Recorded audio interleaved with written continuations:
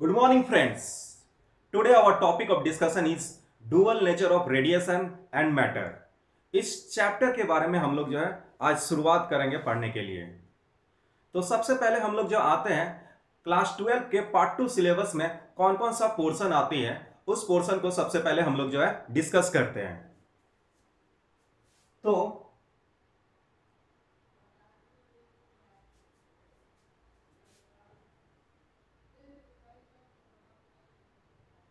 तो यहां पे अगर आप देखिएगा तो पार्ट टू खास करके जो है ये पार्ट टू जो आपका जो है बुक है उसमें से फर्स्ट चैप्टर आती है आपका इलेक्ट्रोमैग्नेटिक वेव्स, दूसरा आपका आएगी ray optics and optical instrument, तीसरा वेव ऑप्टिक्स, चौथा dual nature of radiation and matter, पांचवा एटम्स, न्यूक्लियाई, फिर semiconductor devices and digital circuit. अगर ध्यान से देखा जाए तो ये तीनों चैप्टर जो है एक ही चीज के बारे में जो है बताती है, या आप इसे भी कंसीडर कर सकते हैं इलेक्ट्रोमैग्नेटिक वेव। ये चार चैप्टर जो है एक ही चीज के बारे में जो है बता रही है, जिसमें हमें जो है इलेक्ट्रोमैग्नेटिक वेव्स के बारे में ही पढ़ना है। इलेक्ट्रोमैग्नेटिक वेव्स को हिस्ट्री के अकॉर्डिंग जो है इसमें चैप्टर में अरेंज किया गया है। सबसे पहले इस चैप्टर में इलेक्ट्रोमैग्नेटिक का कुछ डिफिनेशन दिया गया है। इसके बाद रे ऑप्टिक्स में इलेक्ट्रोमैग्नेटिक के कुछ फिनोमिनन दिए हुए हैं, खास करके रिफ्लेक्शन, रिफ्रैक्शन से रिलेटेड जितने भी आपके जो है ये फिनोमिनन है या आपका जो है एप्लीकेशन है या उसी के बारे में इस रे ऑप्टिक्स में स्टडी करवाया गया है। थर्ड चैप्टर में वेव ऑप्टिक्स, जो भी इलेक्ट्रोमैग्नेटिक वेव्स हैं उसमें वेव नेचर कैसे आया उस चीज के बारे में डिस्कस किया गया है। जो हमारा इस वीडियो का जो टॉपिक है वो है dual nature of radiation and matter. इस टॉपिक के बारे में हम लोग डिटेल से पढ़ेंगे। तो आते हम लोग जो है इस चैप्टर का शुरुआत करते हैं।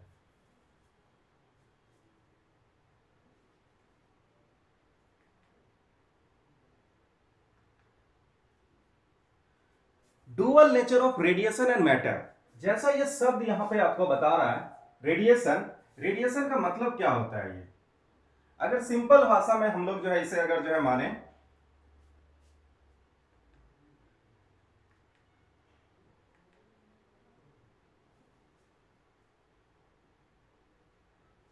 सिंपल शब्द में अगर जो है इसे अगर हम लोग कंसीडर करें तो रेडिएशन का सिंपल सा मतलब है इलेक्ट्रोमैग्नेटिक वेव। इलेक्ट्रोमैग्नेटिक वेव को ही हम लोग जो है सिंपल भाषा में जो है रेडिएशन कहते हैं। अगर कहीं पे रेडिएशन हो रही है तो वो एक प्रकार का इलेक्ट्रोमैग्नेटिक वेव होगी। तो यहां पे बोला जा रहा है कि इस इलेक्ट्रोमैग्नेटिक वेव में या रेडिएशन में कैसा नेचर है? डुअल नेचर है। तो डुअल नेचर, कौन सा दो नेचर के बारे में यहां पे डिस्कस होगा? कौन से दो नेचर के बारे में इस चैप्टर में स्टडी करेंगे? तो हम लोग रे ऑप्टिक्स और वेव ऑप्टिक्स में जो है वहां पे हम लोग जो है क्या पढ़े कि लाइट के पास दो तरह का जो है नेचर था। एक पार्टिकल्स नेचर और दूसरा जो है वेव नेचर था। वेव नेचर, कुछ साइंटिस्ट कह रहे थे कि लाइट के पास पार्टिकल्स नेचर होगी, लेकिन कुछ समय के बाद जो है कुछ साइंटिस्ट बोले कि लाइट के पास पार्टिकल्स नेचर नहीं बल्कि वेव नेचर होंगे, और वो अपने जो है कुछ थ्योरी को दिए और उस थ्योरी के अकॉर्डिंग जो है वो अपने प्रूव किए।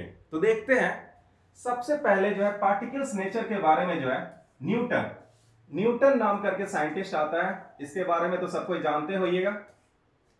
न्यूटन सबसे पहले बताया कि लाइट में पार्टिकल्स नेचर होता है, और ये दो फिनोमिनन को लिया, रिफ्लेक्शन और एक रिफ्रैक्शन। इस रिफ्लेक्शन और रिफ्रैक्शन को जो है कंप्लीटली वो पार्टिकल्स नेचर के बेसिस पे एक्सप्लेन कर दिया। सभी लोग उस पर भरोसा किए कि हाँ, लाइट के पास कैसा नेचर होता है? पार्टिकल्स नेचर होता है।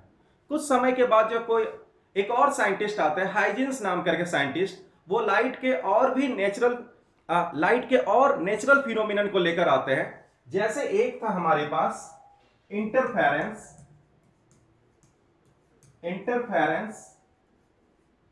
डाइफ्रैक्शन और तीसरा हमारे पास था पोलराइजेशन।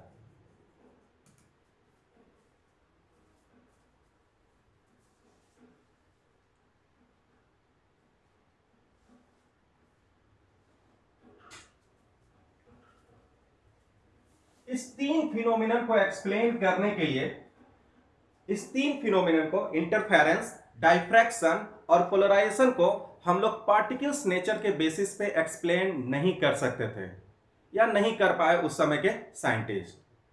तो लेकिन ये रिफ्लेक्शन और रिफ्रैक्शन, इसे वेव नेचर के बेसिस पे एक्सप्लेन कर दिया गया। तो ये पांचों phenomenon, reflection, refraction, interference, diffraction और पोलराइजेशन, ये पांचों फिनोमिनन वेव नेचर के बेसिस पे एक्सप्लेन कर दिया गया। तो इससे साइंटिस्ट जो है कंक्लूजन ये निकालते हैं कि लाइट में वेव नेचर होता है। लाइट में कैसा नेचर होता है? वेव नेचर होता है। लाइट में वेव नेचर होता है। लाइट में पार्टिकल्स नेचर नहीं होता है। ये आपका डिस्कार्ड हो गया, आपका जो है ये इसे गलत साबित कर दिया गया। फिर भी साइंटिस्ट को जो है भरोसा नहीं हो रहा था, क्योंकि न्यूटन एक बहुत बड़ा नाम था। न्यूटन एक बहुत बड़ा नाम था, तो साइंटिस्ट को भरोसा नहीं हो रहा था कि न्यूटन कैसे गलत हो सकता है। तो वहां से हमें जो है पता लग रहा है क्या, हाइजिन्स के एक्सपेरिमेंट, हाइजिन्स जब तक आपका जो है वो तीन फिनोमिनन को बताया, इंटरफेरेंस, डाइफ्रैक्शन और पोलराइजेशन, यहां तक हमें पता लगा क्या कि लाइट में सिर्फ वेव नेचर होता है। कुछ समय के बाद जो है एक और जो है इलेक्ट्रोमैग्नेटिक वेव या लाइट का जो है एक और नेचुरल फिनोमिनन हमारे सामने आया, और वो फिनोमिनन था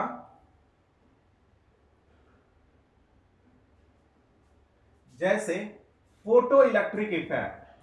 photo electric effect, photo electric effect of light. एक ये नया फिनोमिनन जो है साइंटिस्ट को जो है स्टडी करने का जो है मौका मिला, या ये नया फिनोमिनन का जो है डिस्कवरी हुआ। इस फिनोमिनन को एक्सप्लेन इस फिनोमिनन को हम लोग वेव नेचर के बेसिस पे एक्सप्लेन नहीं कर सकते थे। साइंटिस्ट बहुत कोशिश किए कि इसे वेव नेचर के बेसिस पे एक्सप्लेन करने के लिए, लेकिन ये जो रिजल्ट जो दे रहा था वो वेव नेचर के बेसिस पे नहीं आ रहा था। तो फाइनली आइंस्टीन जो है इसको एक्सप्लेन करता है on the basis of particles nature. Light में पार्टिकल्स नेचर को कंसीडर करके आइंस्टीन इसे एक्सप्लेन करता है। तो सवाल उठता है कि हमारे पास दो तरह का आपका जो है आ गया, एक हमारे पास interference, diffraction, polarization, reflection, refraction, ये फिनोमिनन को कंप्लीटली हम लोग जो है वेव नेचर के बेसिस में एक्सप्लेन कर सकते हैं। वेव नेचर के बेसिस पे कंप्लीटली एक्सप्लेन कर सकते हैं।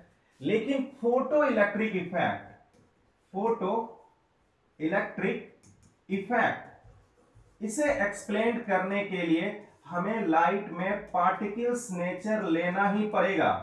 Particles nature, we have to consider that the light is having the particles nature, otherwise we will not be able to explain this photoelectric effect. इस photoelectric effect को हम लोग explain नहीं कर पाएंगे, या इसके रिजल्ट को हम लोग जो है नहीं बता पाएंगे आपका जो है ये बिना पार्टिकल्स नेचर को कंसीडर किए हुए। ये भी आपका जो है लाइट का जो है फिनोमिनन है, इलेक्ट्रोमैग्नेटिक वेव का फिनोमिनन है, और ये सब भी आपका जो है इलेक्ट्रोमैग्नेटिक वेव का फिनोमिनन है। एक को एक्सप्लेन करने के लिए आपको वेव नेचर लेना ही पड़ेगा, दूसरे को एक्सप्लेन करने के लिए पार्टिकल्स नेचर लेना ही पड़ेगा। इस बेसिस पे साइंटिस्ट एक कंक्लूजन निकालते हैं कि इलेक्ट्रोमैग्नेटिक वेव या रेडिएशन या लाइट में जो है आपका जो है ये दो तरह का नेचर होगा। वो है आपका वेव नेचर और पार्टिकल्स नेचर, दोनों उसमें होगा। इसीलिए इस चैप्टर में जो हम लोग जो है पढ़ने वाले हैं dual nature of radiation and matter. Matter के बारे में बाद में हम लोग डिस्कस करेंगे, पहले डुअल नेचर ऑफ रेडिएशन के बारे में पढ़ेंगे। तो पहले दो चैप्टर में रे ऑप्टिक्स में पार्टिकल्स नेचर के बारे में डिस्कस कर चुके थे, वेव ऑप्टिक्स में वेव नेचर के बारे में जो है डिस्कस कर दिए थे, और वेव ऑप्टिक्स पे आते आते हमें पता लगा कि सिर्फ लाइट में वेव नेचर होता है। लेकिन इसमें आपको जो है इस चैप्टर में एक फिनोमिनन को एक्सप्लेन करेंगे, उस फिनोमिनन का नाम है photo electric effect of light. Photo electric effect of light को डिटेल से इस चैप्टर में पढ़ेंगे, और उसके बेसिस पे हम कहेंगे क्या कि लाइट में आपका जो है डुअल नेचर होता है, वेव नेचर भी होता है और पार्टिकल्स नेचर होता है। तो मेनली इस चैप्टर में आपको जो है फोटो इलेक्ट्रिक इफेक्ट को ही पढ़ना है। आपको जो है फोटो इलेक्ट्रिक इफेक्ट के बेसिक टर्म को जो है आपको जो है स्टडी करना है। क्या होता है फोटो इलेक्ट्रिक इफेक्ट, उसके पहले हम लोग जो कुछ छोटे छोटे टर्म डिफिनेशन को पढ़ेंगे, कुछ साइंटिस्ट जो है एक्सपेरिमेंट किए हैं, किस प्रकार इसका डिस्कवरी हुआ, कौन कौन सा एक्सपेरिमेंट को वो कैसे स्टडी किए, वो सब इस चैप्टर में पढ़ना है। फिर फाइनली वही कंक्लूजन निकलेगा कि इलेक्ट्रोमैग्नेटिक वेव और रेडिएशन और light is having the dual nature of radiation, that is the wave nature and the particles nature.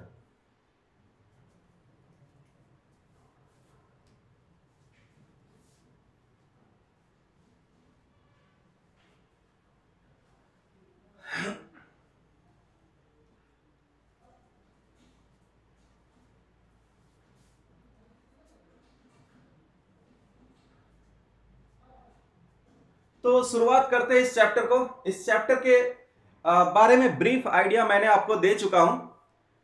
So let's start this chapter. So from basic we will start. Basic से हम लोग जो start करेंगे, एक एक term को लेकर चलेंगे और फिर इसे जो है देखेंगे डिटेल में। हम लोग जो है जब चैप्टर के लास्ट में पहुंचेंगे तब आप जो है खुद जो है कंक्लूड कर लीजिएगा सारे तीनों चैप्टर को, जब आप कनेक्ट कीजिएगा ये रे ऑप्टिक्स, वेव ऑप्टिक्स और dual nature of radiation and matter. Dual nature of radiation.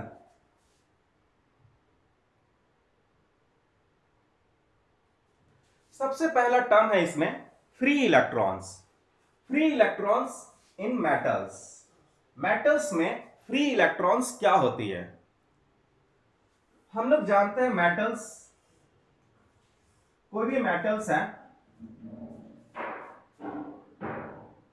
उस मेटल्स में वैलेंस इलेक्ट्रॉन होंगे और उसे मेटल्स तभी कहा जाएगा जब वैलेंस इलेक्ट्रॉन का नंबर क्या होना चाहिए?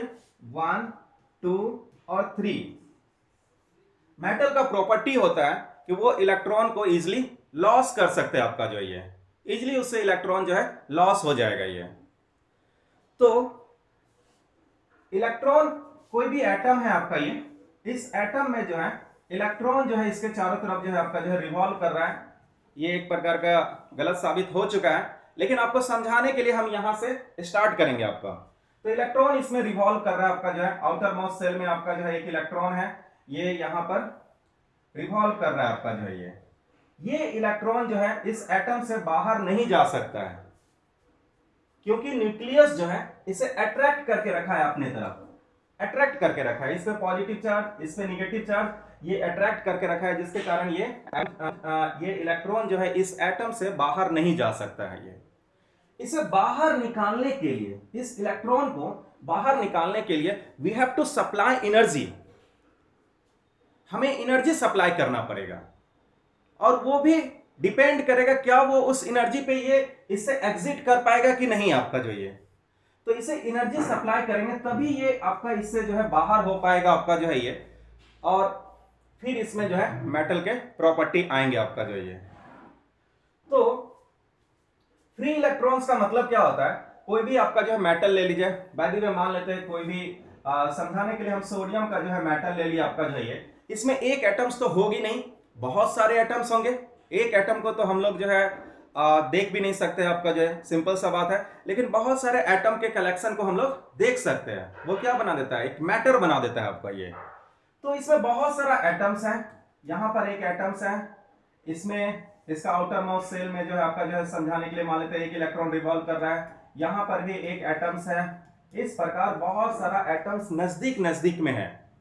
तो क्या होता है, ये जो आउटर मोस्ट सेल में जो इलेक्ट्रॉन है, ये हो सकता है इसके बगल में कोई न्यूक्लियस हो, कोई दूसरा न्यूक्लियस होगा, क्योंकि बहुत ही नजदीक रहते हैं आपका जो है ये।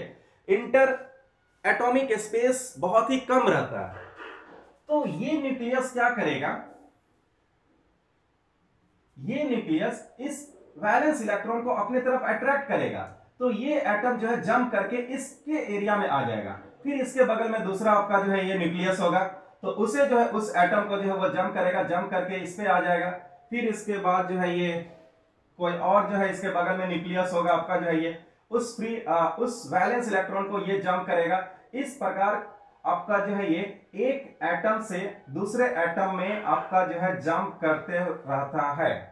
जो वैलेंस इलेक्ट्रॉन होता है, जो आउटर मोस्ट सेल में जो इलेक्ट्रॉन होता है आपका जो है ये, एक एटम का वैलेंस इलेक्ट्रॉन जो है दूसरे एटम का जो न्यूक्लियस होता है उसे अट्रैक्ट करता है अपने तरफ। अट्रैक्ट करने के बाद जो वो जंप करके उसके सेल में चले जाता है, फिर उसके बगल में जो कोई दूसरा न्यूक्लियस होगा आपका जो फिर उसे जो है अट्रैक्ट करेगा, फिर उसके सेल में चले जाएगा। इस प्रकार ये कंटिन्यूअसली इसमें जो है मूव करते रहता है आपका जो ये।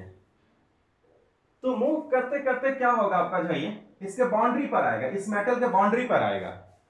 जब ये मेटल के बाउंड्री पर आएगा तो यहां से आपका जो ये जंप करके स्पेस में बाहर आना चाहेगा, आपका जो ये बाहर जंप करके आएगा। तो बाहर जंप करके ये नहीं निकल पाता है, इसलिए नहीं निकल पाता है कि जैसे ही आपका जो है ये इलेक्ट्रॉन इससे जंप करके बाहर आएगा, इस पूरे मेटल पे एक पॉजिटिव चार्ज आ जाएगा, और इलेक्ट्रॉन पे निगेटिव चार्ज होता है। ये पॉजिटिव क्या करेगा, इस इलेक्ट्रॉन को अपने तरफ फिर से आपका जो है अट्रैक्ट कर लेगा।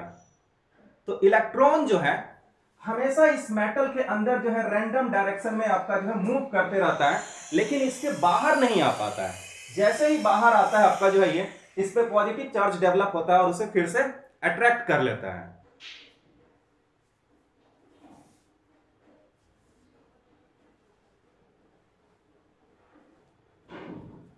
तो ये जो फ्री इलेक्ट्रॉन्स है जो इस मेटल के अंदर एक एटम से दूसरे एटम में जो है जंप करते रहता है या मूव करते रहता है आपका जो है ये, और इसके सरफेस से जो है बाहर नहीं आ पाता है आपका जो है ये, तो इस इलेक्ट्रॉन को हम लोग जो है क्या कहते हैं, फ्री इलेक्ट्रॉन्स कहते हैं। ये इजीली आपका इधर से उधर जो है मूव करते रहता है, इसे हम लोग फ्री इलेक्ट्रॉन्स कहते हैं। ये फ्री इलेक्ट्रॉन जो है मेटल्स के बॉडी से बाहर नहीं आ पाते हैं आपका जो है ये, क्योंकि जैसे वो मेटल के बॉडी से बाहर आते हैं मेटल पे एक पॉजिटिव चार्ज डेवलप हो जाता है, और इस इलेक्ट्रॉन पे निगेटिव चार्ज है। तो ये पॉजिटिव चार्ज उस इलेक्ट्रॉन को अपने तरफ जो है अट्रैक्ट किया और फिर से जो है उसे अपने बॉडी के अंदर रख लिया, उसे बाहर नहीं जाने दिया। पॉइंट क्लियर है ये? तो फ्री इलेक्ट्रॉन्स को हम लोग जो है वही electrons in the outer shells of an atoms are loosely bound. Outer shell में जो भी आपका इलेक्ट्रॉन्स रहता है वो लूजली बाउंड रहता ही है आपका जो है, खास करके मेटल में। They move about freely through out the lattice of positive ions. Positive ions का जो लैटिस है उसमें वो फ्रीली मूव करते रहता है। पॉजिटिव आयंस का लैटिस का मतलब क्या होगा, क्योंकि इलेक्ट्रॉन जो है एक एटम से जंप करके दूसरे आपके जो है ये न्यूक्लियस के सेल में चले गया, तो वो क्या बन गया, एक प्रकार का पॉजिटिवली चार्ज बन जाएगा। तो उस प्रकार का बहुत सारा पॉजिटिवली चार्ज रहता है एक प्रकार का, तो उसे लैटिस बोला जाता है आपका जो है ये। Such loosely bound electrons are called the free electrons. तो ऐसे लूजली बाउंड इलेक्ट्रॉन्स को हम लोग जो है फ्री इलेक्ट्रॉन्स कहते हैं।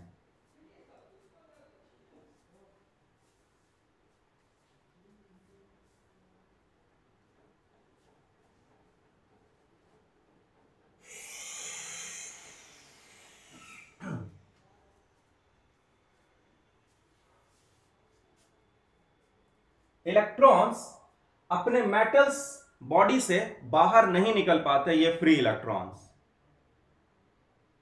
तो ये जो बाहर जो नहीं निकल पा रहे हैं तो इसे हम लोग क्या बोलते हैं, एक प्रकार का पोटेंशियल बैरियर है उन पे। जैसे ही वो बाहर आता है इस इलेक्ट्रॉन पे तो निगेटिवली चार्ज रहेगा ही, इस पे एक पॉजिटिव चार्ज क्रिएट हो जाता है। यहां पर पॉजिटिव चार्ज, यहां पर निगेटिव चार्ज, एक प्रकार का पोटेंशियल डिफरेंस क्रिएट हो गया। पोटेंशियल, इस पोटेंशियल डिफरेंस को ये क्रॉस नहीं कर पाता है आपका ये मेटल जो पॉजिटिवली चार्ज है इसे अट्रैक्ट कर लेता है। तो ये जो पोटेंशियल यहाँ पे क्रिएट हुआ इसी को हम लोग कहते हैं पोटेंशियल बैरियर कहते हैं। ये बैरियर है, एक प्रकार का रुकावट है आपका जो ये। अगर इसे बाहर निकलना है तो इस पोटेंशियल बैरियर को क्रॉस करना पड़ेगा आपका जो ये। इस पोटेंशियल बैरियर को क्रॉस करने के लिए क्या करना पड़ेगा हमें, ये इसे कुछ एनर्जी सप्लाई करना पड़ेगा। जब हम इसे एनर्जी सप्लाई करेंगे तो ये इलेक्ट्रॉन जो है इजिली जो है इससे बाहर आ जाएगा। Free electrons have to overcome in order to escape from the metal surface.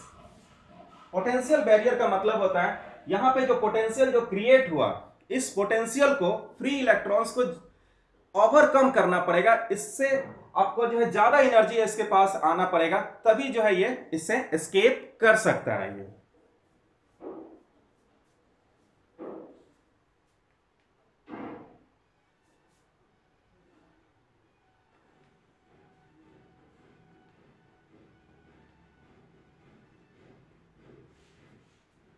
तो फ्री इलेक्ट्रॉन्स जो यहां पे है, कोई भी मेटल हम लोग लेते हैं आपका,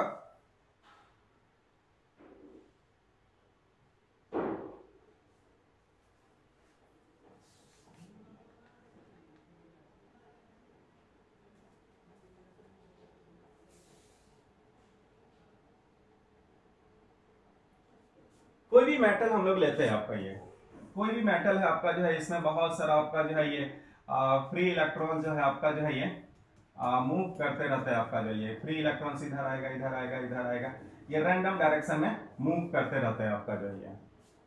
हर फ्री इलेक्ट्रॉन्स का एनर्जी अलग अलग होता है आपका जो ये, सभी फ्री इलेक्ट्रॉन्स का एनर्जी सेम नहीं होता है, वो अलग अलग जो है स्पीड से जो है वो मूव करते रहते हैं आपका जो ये। Every free electrons is having the different energy, तो उन्हें मेटल से जो है निकालने के लिए आपका जो है ये हर फ्री इलेक्ट्रॉन्स को अलग अलग अमाउंट में एनर्जी चाहिए, किसी को ज्यादा एनर्जी चाहिए, किसी को कम एनर्जी चाहिए आपका जो है ये।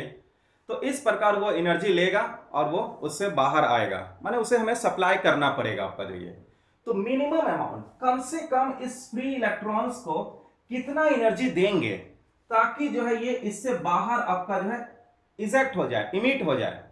The minimum amount of the energy needed to emit the electrons from the metal surface is known as the work function, उसे हम लोग वर्क फंक्शन कहेंगे। कितना मिनिमम अमाउंट ऑफ एनर्जी चाहिए, जो वो मिनिमम अमाउंट ऑफ एनर्जी होगा जिसपे इलेक्ट्रॉन इस मेटल से बाहर आएगा, उसे हम लोग वर्क फंक्शन कहेंगे। तो उसी को हम लोग जो है यहां पे डिफिनेशन में लिख रहे थे, minimum amount of energy required by an electron to just escape from the metal surface, just इससे जो है बाहर आया इसके सरफेस से आपका जो है ये, हमें उसमें कोई खास वेलोसिटी भी नहीं चाहिए, जस्ट इसके मेटल सरफेस से बाहर आने के लिए कितना मिनिमम अमाउंट ऑफ एनर्जी देंगे, उसी को हम लोग जो है work function of the metal कहते हैं।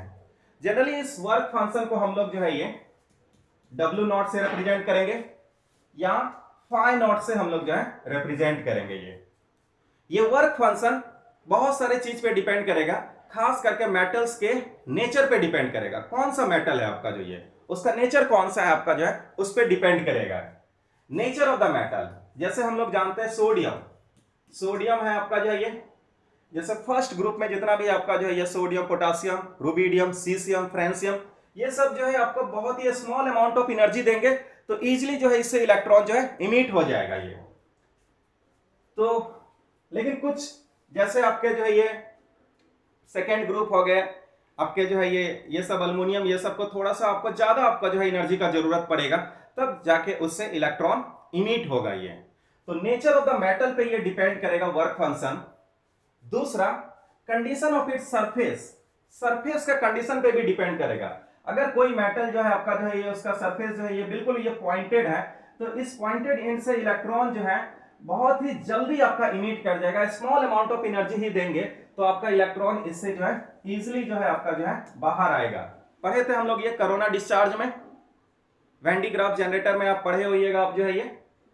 तो सरफेस अगर जो है ये कम हो रहा है, बहुत ही पॉइंटेड होगा, तो उससे इलेक्ट्रॉन जो है थोड़ा सा एनर्जी भी अगर हम देंगे, थोड़ा सा भी पोटेंशियल अगर आप जो है दीजिए उसको ओवरकम करने के लिए, तो इलेक्ट्रॉन इजिली इमिट हो जाएगा। लेकिन सरफेस आपका ज्यादा है तो वहां से आपको जो है ये इलेक्ट्रॉन को इमिट होना थोड़ा सा मुश्किल होगा ये। तो दो चीज पे जो है आपका डिपेंड कर रहा है, एक नेचर ऑफ द मेटल और दूसरा जो है कंडीशन ऑफ इट्स सरफेस पे जो है इलेक्ट्रॉन का इमिशन डिपेंड कर रहा है। ये जो एनर्जी जो हम सप्लाई करते हैं इसे जनरली हम लोग इलेक्ट्रॉन वोल्ट में मेजर करते हैं। Generally it is measured in electron volt. तो इलेक्ट्रॉन वोल्ट होता क्या है, इस चीज के बारे में थोड़ा देखते हैं।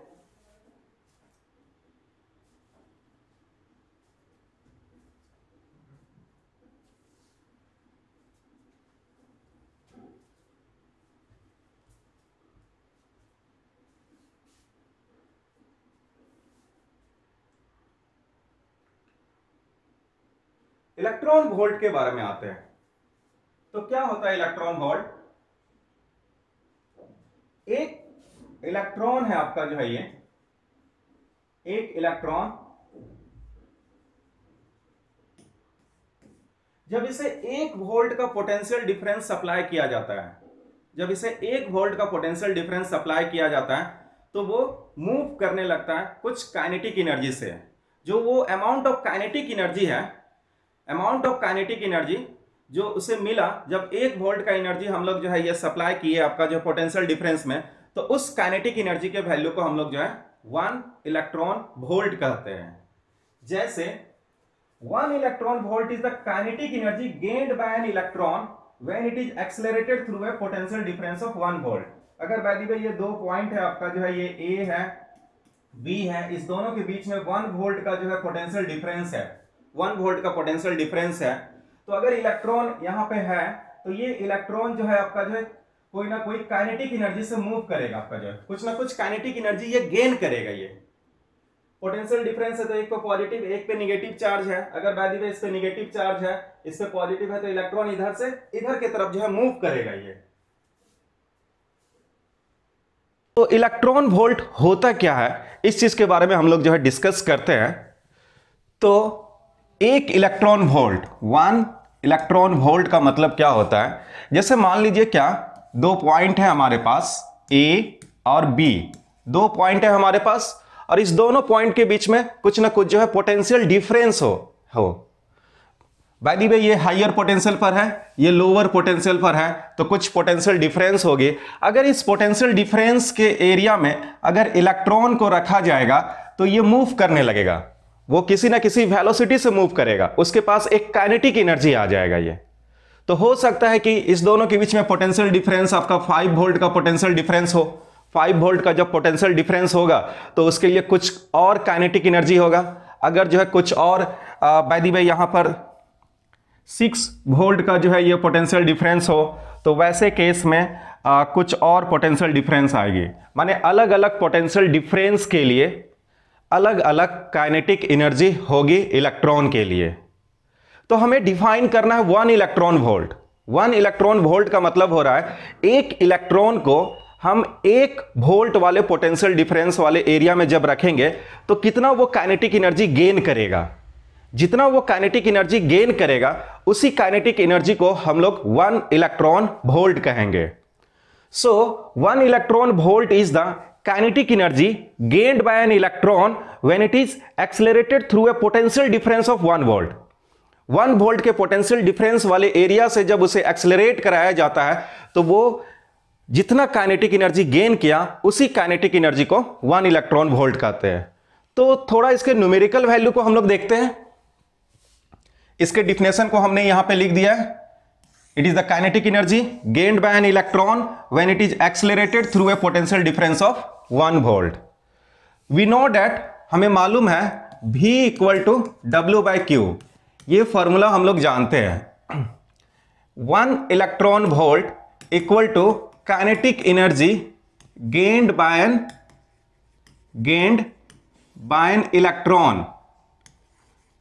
electron when it is placed in 1 volt potential difference। So how much it will be? We have to find out the kinetic energy, means from here V W equal to V into Q। This is the work done। In order to find out the work done we have to multiply the potential difference and the charge। Same kinetic energy gained by an electron will be the work done by the electron। So the work done by the electron will be the V into Q, and the value of the V is 1 volt and the value of the Q, the charge on 1 electron is 1.6 into 10 to power minus 19 coulomb. इतना आपका जो है एक electron पे charge है। इसे जब हम मल्टीप्लाई करेंगे तो हमें मिलता है 1 electron volt equal to 1.6 into 10 to power minus 19 joule. इतना एनर्जी हमें जो है मिलता है। इसी को हम लोग एक इलेक्ट्रॉन वोल्ट कहते हैं। Is it clear? तो 1 इलेक्ट्रॉन वोल्ट के बारे में हमें समझ में आ रहा है। जनरली हम लोग जो है एटॉमिक जो है आपका जो है ये एटॉमिक वाले जो है चैप्टर हो गया या न्यूक्लियर फिजिक्स है, इसमें हम लोग जो है ये एनर्जी को जो है इलेक्ट्रॉन वोल्ट में मेजर करते हैं। 1 इलेक्ट्रॉन वोल्ट एक पोटेंशियल डिफरेंस में 1 वोल्ट पोटेंशियल डिफरेंस में रखा गया, जितना वो काइनेटिक एनर्जी गेन किया तो उसे 1 इलेक्ट्रॉन वोल्ट। 2 इलेक्ट्रॉन वोल्ट कितना हो जाएगा? 2 वोल्ट वाले पोटेंशियल डिफरेंस में अगर एक इलेक्ट्रॉन को रखते हैं तो जो काइनेटिक एनर्जी वो गेन करेगा तो 2 इलेक्ट्रॉन वोल्ट हो जाएगा। तो इससे हमें कुछ आइडिया लग जाता है, बहुत ही सिंपल है ये, ठीक है। It is commonly used unit of the energy in atomic and the nuclear physics. आगे आते हैं हम लोग ये नेक्स्ट पॉइंट पे।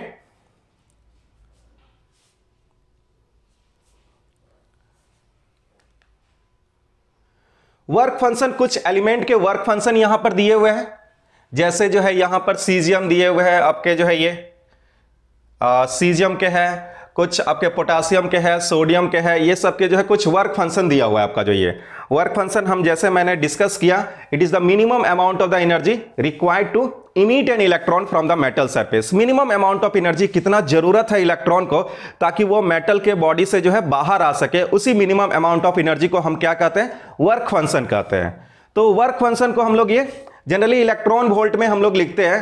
तो सबसे मिनिमम जो है आपका सीजियम का है ये, और सबसे मैक्सिमम जो है आपका जो है ये प्लेटिनम का है आपका। जो ये सीजियम से इलेक्ट्रॉन निकालने के लिए आपको 2.14 इलेक्ट्रॉन वोल्ट का एनर्जी देना पड़ेगा, और प्लेटिनम से 5.65 इलेक्ट्रॉन वोल्ट का एनर्जी देना पड़ेगा। तो कुछ ये टेबल है जो आपको जो है कुछ ध्यान में रखना है, किसका मैक्सिमम वैल्यू है, किसका आपका मिनिमम वैल्यू है। सिंपल सा बात है, सीजियम का मिनिमम वैल्यू क्यों होगा, क्योंकि इसमें जो है इलेक्ट्रॉन जो है आपका जो है बहुत ही फारदेस्ट रहते हैं आपके। जो न्यूक्लियस से जो वैलेंस सेल है उसका जो है डिस्टेंस ज्यादा रहता है, जिसके कारण जो वैलेंस इलेक्ट्रॉन पे न्यूक्लियस का अट्रैक्टिव फोर्स कम है। अट्रैक्टिव फोर्स जब वो कम है तो उससे इलेक्ट्रॉन को निकालना आसान है। तो इजीली जो है आपका जो है वहां से आपको थोड़ा सा एनर्जी देते हैं, इजीली वहां से इलेक्ट्रॉन बाहर आ जाता है। बाकी केस में क्या होता है, इलेक्ट्रॉन जो है आपका न्यूक्लियस के नजदीक है, कोई अगर दूर है भी तो उस पर न्यूक्लियर चार्ज ज्यादा है, जिसके कारण जो उससे इलेक्ट्रॉन को निकालना जो है मुश्किल होता है, थोड़ा ज्यादा एनर्जी देना पड़ता है सीजियम के कंपेयर में। तो प्लेटिनम हो गया 5.65, सीजियम आपका 2.14 इलेक्ट्रॉन वोल्ट की जरूरत है ये। ओके,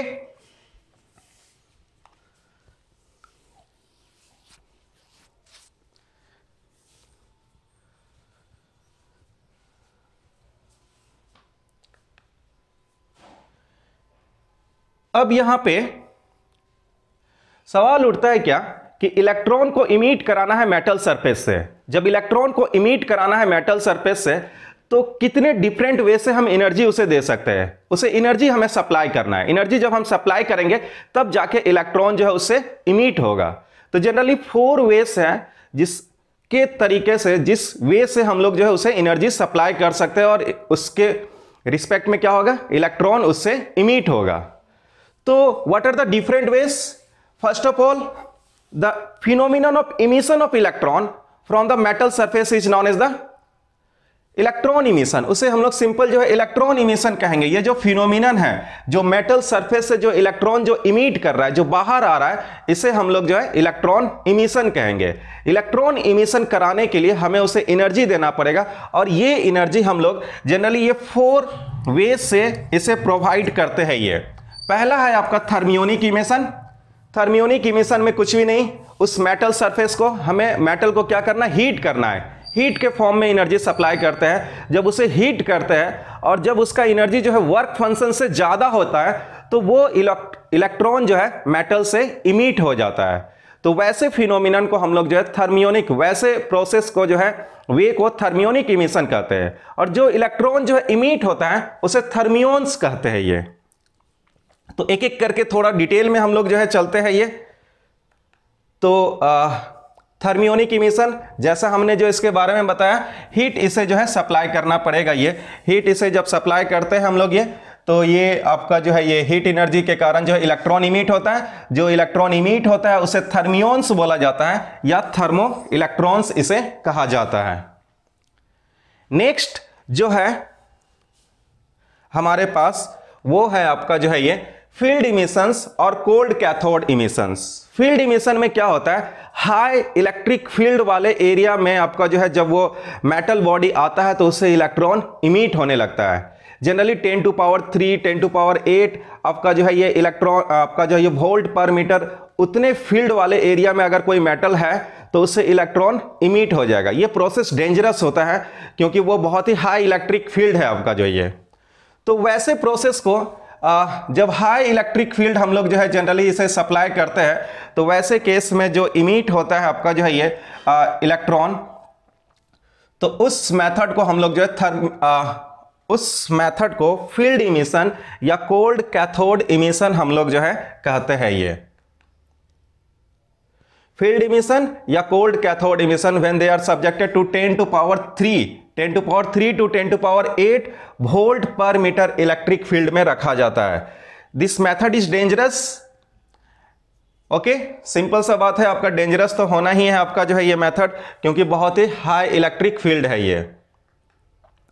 थर्ड देखते हैं photo electric emission. Photo electric emission जो हमारे काम का है यहां पर,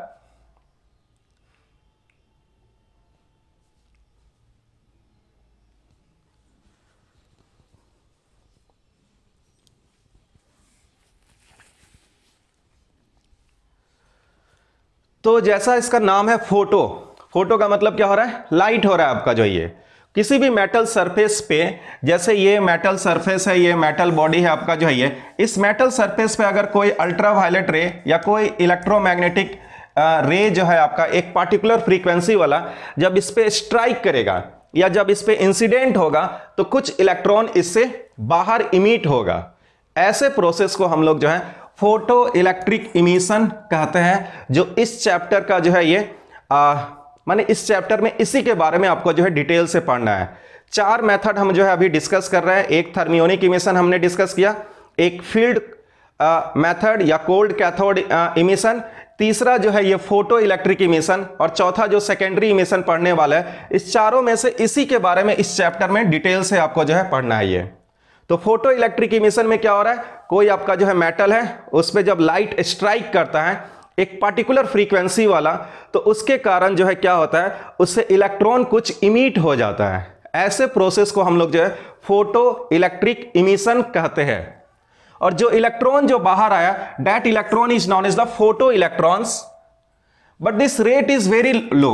ये जो रेट है आपका जो है इमिशन ऑफ इलेक्ट्रॉन का जो रेट है बहुत ही आपका जो है लो है, स्लो है ये। नेक्स्ट आते हैं हम लोग ये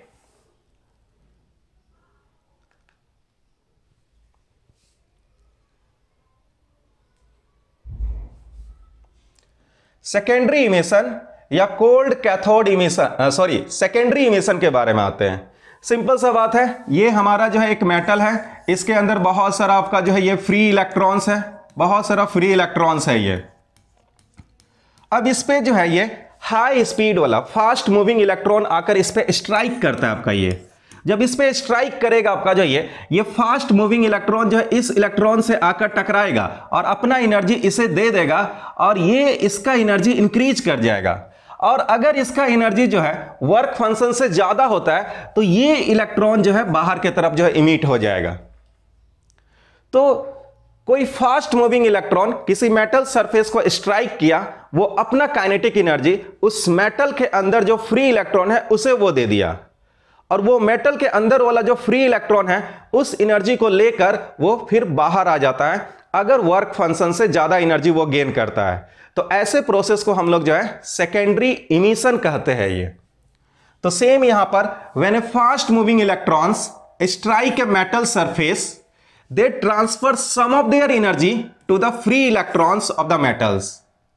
As a result, the energy of the free electrons becomes more than the function of the work function of the metals. जैसे ये स्ट्राइक करता है तो फ्री इलेक्ट्रॉन्स का एनर्जी जो है वर्क फंक्शन से ज्यादा होता है, और जैसे ही वर्क फंक्शन से ज्यादा होगा वो मेटल सरफेस से बाहर आएगा।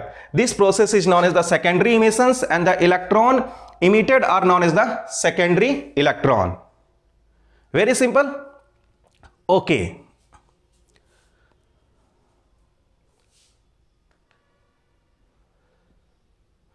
तो अभी तक हम लोग जो भी हम लोग जो है पढ़े, इस चैप्टर का जो है कुछ जनरल चीज था, जो हम लोग जो है जनरल टर्म्स था जो पढ़े।